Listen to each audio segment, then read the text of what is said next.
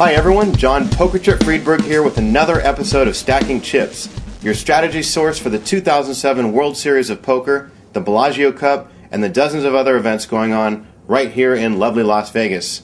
Yesterday was the $1,500 no-limit Hold'em tournament. I lasted about 10 minutes when my two-pair ran into a flush and got sent home back here to Bellagio to the pool and had to take a day off. But I got had a nice day, got some sun, got some sleep, got some rest, got some good food yesterday, and I'm ready for today's event, which is the $3,000 No Limit Hold'em event. It should be a big field. It's a Sunday, so I think some of the online players probably won't be there, but I'm thinking a lot of fathers will be there for Father's Day. Happy Father's Day, everyone, by the way. And it should be a good field, good prize pool. It's a televised event, so it should be exciting. I'm ready for it. Before I get to my guest today, I want to go through a couple of emails that have come in. By the way, we've received quite a few emails, and glad to answer those for you. So keep them coming to stackingchips@cardplayer.com. This first question is from Dave from California. Dear John, first off, congrats on the final table this year. It's a fantastic job, and I've always been impressed with your play and your advice. Thanks, Dave. Since you made it so deep in the pot limit event, I thought I would ask about pot limit in particular. Over the last year and a half or so, I've been a winning player at low stakes limit and no limit hold'em, but pot limit seems to be an unhappy medium for me. I seem to do okay with hands like small suited connectors and small pairs in no limit because it's much easier to get in huge swaths of chips on a single street if you hit a hand, but the implied odds just don't seem to be there in pot limit. What's the best way to play these hands profitably in pot limit? Well, I really think that post-flop play in pot limit is very similar to post-flop play in no limit. The only difference, of course, is the pre-flop action, where in no limit you can easily go all in. In pot limit, it usually takes 3 or 4 pot size re-raises pre-flop to get all in. So I think you're actually safer a lot of the times playing these hands in pot limit because you can limp with the 6-7 of hearts, for example, and your opponent can only raise it so much.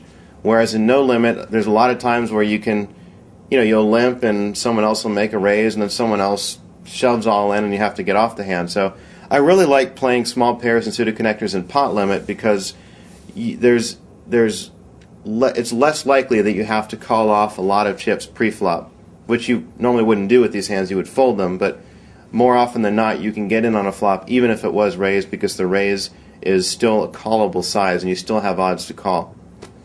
So maybe you've just been unlucky in pot limit, not sure, but like I said again, post-flop play usually in pot limit is very similar to no limit because by the time the flop and the turn are there, there's usually so many chips in the pot, and that makes it very similar. Now the only difference is in pot limit, if you're playing these hands and it's just limped every time, then there's not going to be a big enough pot, and so therefore maybe it is quite different. So maybe what you want to try to do in pot limit is to make some raises with your suited connectors or your small pairs, and that way if you flop something, there's actually some more money in the pot, and that will allow you to make bigger plays and certainly increase the implied odds on those hands. So Dave, thanks again for the question, and appreciate you watching the show. Keep tuning in.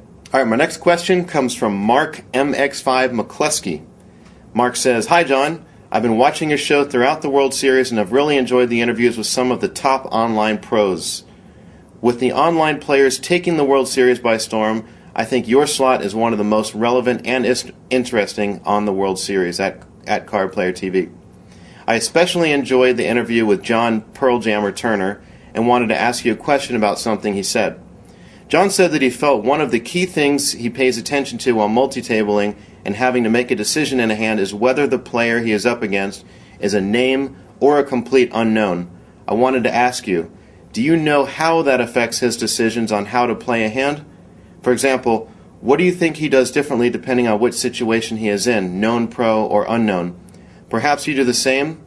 For example, make different plays depending on which situation you are in? I'd be very interested in your thoughts on this, or indeed Pearl Jammers. I have huge respect for both of your games. Looking forward to hearing from you. Congratulations on your final table appearance. Good luck with the rest of the series, and thanks for a great show." Again, that was from Mark MX5 McCluskey. Well, I can't speak for John Turner, but I will say from my own experience, and probably from most other poker players' experience, when you're at a table and you're playing against an unknown player, which is very similar to when you just get moved to a new tournament table and you don't know any of the players you're against, or when you stay at the same tournament table, but someone gets moved to your table and you don't know how that player is playing. I think more often than not, players probably give them more respect initially, because you don't really know what their patterns are. You don't really know how they're playing, whether they're playing tight, loose, etc. So it's very common for me to make folds against these players that I probably otherwise wouldn't do, just to give myself more time to get a read on the player. And you hear that table talk a lot in live games where someone will be faced with a difficult decision against a player that they haven't played with yet because that player just got moved to the table, and eventually they'll just fold their hand and say, you know what, I have no idea how you've been playing, I have to fold this hand. So I think for the most part, you really need to give a player more respect when he or she is new to the table, or when you're new to their table and you haven't played with them. So if you're up against an unknown player, try to observe that player for a while before you just go calling off a lot of chips or making big plays against that player. I think that's probably the safest bet. Thanks again for those questions, guys.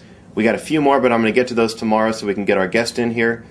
Keep those questions coming to stackingchips@cardplayer.com. My guest today is one of my favorite players to watch. He's a good friend of mine. He's an online player, but has had a lot of success in the live arena as well. In the past 12 months or so, he's had 2 World Poker Tour final tables. He's also just coming off a big final table this year in the World Series just a few days ago in, I think it was a $2,000 no-limit event, if memory serves. He plays under the online name Tranquil Chaos. Ladies and gentlemen, Mr. Devin Porter. Devin, thanks for coming on the show, man. Of course. Glad to have you here. No problem. So you're coming off of a big finish, final table. Was it the 2,000 no-limit event? It was the 2,500. It was event 19, actually. But. Okay. And you came in 4th place. Yeah. John Fan ended up getting 2nd, and Francois, somebody or other, won it. But so tell us about your experience in that tournament and how your World Series is going so far. Besides that event, actually, the World Series has been horrible for me. I have 2 bubbles, but I mean, I can't complain. That was a really weird event. I was chip leader. I think I sent you a text message a couple times. I was chip leader for most of it, and then we got down to about 20 people left, and I lost 2 key hands, and I got down to. I barely had enough for the blinds. I had like 20,000 chips, and the blinds were 6,000, 12,000. And I pretty much gave up. It was actually a big hand right before dinner break, and that always happens. I don't know if it happens to you or not, but I always lose a monster right before dinner break, and so I'm steaming, I'm eating my broccoli or whatever. That's why I don't play hands. I know. You're not supposed to. And I was actually, had dinner with a buddy, and he kept on trying to pump me up, and I'm like, it's over, I'm just going to play tomorrow. And I came back, and I got a double up, and then a couple of key folds, actually, where guys shouldn't have folded. And then Alex Bolaton, I'm not sure his name, a really big hand, helped me out. I had about 120,000 at this point, and he ended up, I don't remember the action, but called off all his chips with King Jack against me, and I had Ace Queen, and it actually held, which I don't know how I faded that, and that started it, and then I knocked out Mike the Mouth. I remember that hand. I think I was there watching that hand. You guys were down to 2 tables, right? Yep. You just open shove from first position for Is that what it was? 200,000 on 6 and 12 blinds. Actually, it was 8 and 16K blinds. Yep. And he calls you from second position with still like 4 players That's behind right. you. I was under the gun. That is right. You had the Ace Queen of Diamonds. He had King Jack off. King Jack off suit. Yeah, and I you was held. upset when he called because I don't want that call there because I don't want to, it's still a 60-40, and I'd rather just pick up, the blinds are so high, and pick up and slowly. But in hindsight, I do want it because I'll pick up all those chips. Yeah. Well, Devin, you're in my opinion, you're like one of the best chip accumulators on the planet. Thank you. So, I mean, it seems like every tournament you play in, you somehow amass this massive stack early on. And then lose it. Well, maybe sometimes you blow up a little bit, but I mean, you're so good at either getting good cards all the time or manufacturing hands. Which is it? I definitely don't get good cards all the time. I actually, in this last tournament that I final tabled, when we were getting close to the money, I for once did. It seemed like I was getting aces and kings, and they were holding up a lot. But before that, to get my chips, I'm just like every other poker player. I'm sure you feel the same, that you're the most unlucky player on the planet, and everybody sucks out on you. So I manufacture a lot. Nobody ever calls me, whether or not it's good and bad. So much for that. but Millions of people are watching right now. But I mean, on both sides of the spectrum. I mean, I'll flop the absolute nuts, and I won't get any action at all. And then I'll be bluffing with 9 high, and they'll fold like the third nuts. I don't know if I've just got a sweet innocent face or what, but it works good because then I can bluff a lot. But it seems like I never get action on my big hands. Give us an example of how you might manufacture something. Okay. So I think a lot of our viewers maybe don't understand exactly what we mean by that. So let's talk about that. When I first started playing a lot, I can't remember who told it to me. I don't even remember. Annihilate the limpers was a big thing. If anybody limps in the pot and you've got position on them, just raise it. You don't have to have a premium hand, and you have to be careful because you're going to get in trouble. You're going to get trapped. But a lot of the times, I'll pick up a lot of chips. The blinds will be 200, 400. 2 people will limp. I'll make a raise, and that's 2,000 to 3,000 chips right there, and that's big. You've only got, let's say I've got 20,000 chips. I mean, I'll do that a lot, and then. Sometimes you get called there. I mean, it's really just being aggressive and in position, playing the players. My cards, I don't want to say I don't look at them, but a lot of the times it doesn't even matter. Like, I mean, I'm 4-9, 10-3. It's not. I don't recommend it. You're going to play it the same way you would an ace king, for example. Yeah. You have to. It's almost exactly. You almost need to just imagine you look down at pocket aces and play how you would play, and a lot of it's just these fields are so. I don't want to say weak and insult anybody, but there are a lot of players that are either playing for their first time or they're weak. Unfortunately, I guess I said it. Yeah, there you go. They're inexperienced and they're scared. They really are, and you can make a lot of plays you wouldn't make against a good player. So I want to ask you about one hand that you played at the final table. I was actually there commentating, as you know. I got invited into the radio broadcast show to commentate. So I think you were like 4 or 5, maybe 6-handed. You were short-handed at the final table. Right. You were in either the small blind or the big blind. There was a raise from one of the players at the table, and you re-raised with a 10-3. Right. Was that you trying to manufacture something there? Well, talk about that hand. At that point, we were 4-handed. I was in the big blind, and at that point, there's not really. Man, I mean, yeah, I obviously don't want to call there. And the blinds were 40-80, and he only made it 200,000. It was Marcus Olbzer, and I had really a lot of respect for his game. He was a really solid player, and obviously, if you're raising with a 10-3. The way things were going, John Fan was to my left, and he was raising. I mean, you've played with him. He's raising every pot. If it's either folded to him or he's the first in the pot, he's raising every pot, and he folded that. And I think I kind of got the read from Marcus that he almost felt like he had to raise. He felt, okay, John Fan's not in this hand. I'm going to take this hand because he's not. That was the read I got from him. That he just felt he had to raise, and so he did. And it was a really small raise. It was a weird raise, which could have meant strength. And it didn't really matter what I had. It could have been aces or 10-3, and I meant to raise at 400 more, and I actually made a mistake because I meant to take the pot down right there, and I made a mistake, and I gave him great value to come in the hand. I think he was getting like 3-1 on his call. I meant to make it 400 more, and I only made it 400 total. Now, how many chips did you have at the time? I had about just over 800,000, 850,000 or so 900. Why would you? Why did you choose to just make a re-raise for not all of it? Like, why did you choose to re-raise another 400 as opposed to just moving all in? Combination of things. I mean, it looks stronger. I still wasn't sure. I wanted to make it enough where I felt like he knew I was committed to the hand, but had he come over the top, I mean, I still. What if he did? I probably would have called just because I was getting such. And unfortunately, I might have raised wrong. I might have made a mistake. I gave myself the right odds to call, but I still could have folded. I still would have had 400 or 500,000 left, and I mean, it's not what I wanted to do. I just didn't. I went with my read. I was really strong that he wasn't really positive that he wasn't strong and he wasn't going to come over the top. Okay, so now what flopped that hand? What was the flop? I think it was 10-3. 10-3. Ace or deuce, I think. Either way, I flopped he two runs pair. bad. This guy's very unlucky.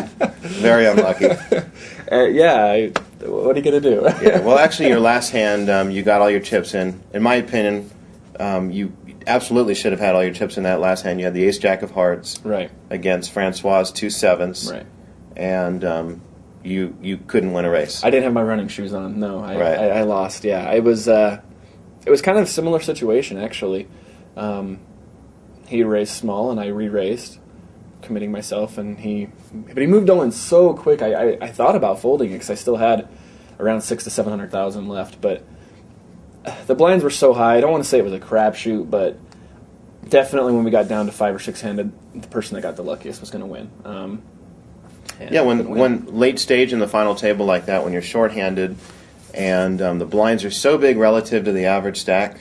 I think at that point it's all about who can win the races. Right. You really have to get all your chips in on a coin flip, in my opinion. Yeah. There's no such thing as just chipping away and winning small pots. Unfortunately. Yeah. Right. Yeah. So you really have to make a stand there with those kinds of hands. Well, you ended up finishing in 4th place, cashing for what, 140,000? Yeah, 140,000. Yeah. So. So all any other buy-ins that you're going to play are obviously now covered. Yeah, I'm free rolling. I mean, I can play everything now. Are you going to play everything? No, I'm not going to play it. Maybe I stick to the no limit, and I really wanted to play the 5,000 horse that was yesterday or the day before, but I was in a no limit event still. It was actually the worst case scenario because I told myself if I busted early I would play it, and I busted like an hour after the horse had started, so I didn't get to do anything. So I was probably at the pool with you. So. Oh well, today's the $3,000 no limit tournament. You and I are both playing in that. Yep. Want to make a trade? Want to swap, say 2%? I don't know. All right, maybe. All right, cool. Yeah. All right. Well, hopefully we'll both go deep in that and make each other some money. Hopefully we can play heads up or something. Yeah. Like I say to all my guests. Then we could get them all in on the coin flips. You got it. But I raised pretty well. I think most people would agree with that. Yeah, so I would definitely lose. I'd make a chop with you. We'd chop it up. All right. Well, Devin, thanks again for coming on the show, man. Of course. Glad to have you here. Of course. And best of luck today. Thank you. All right, everyone. That's it for today's episode of Stacking Chips. Make sure to tune in tomorrow and every day throughout the World Series for more strategy talk, discussions, interviews, and more right here on Card Player TV. And keep those emails coming in at stackingchips@cardplayer.com. From John Poker Chip Friedberg, Devin Tranquil Chaos Porter. we're out of here. Good luck, and we'll see you guys tomorrow.